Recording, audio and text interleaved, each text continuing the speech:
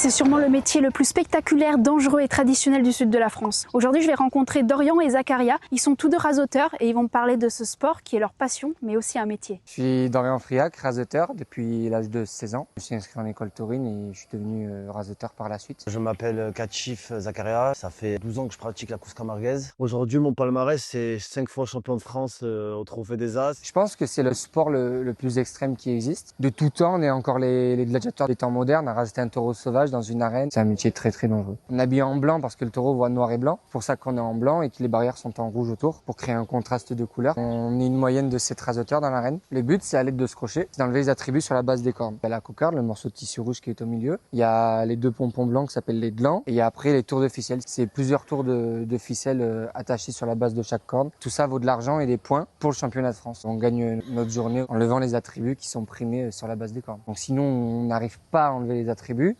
Le président de course qui parle au micro va augmenter la prime grâce à des partenaires locaux. Genre la pizza Holo, 2 € de plus. Ils augmentent le prix. Dès qu'on a levé l'attribut, ça sera la somme dit au micro.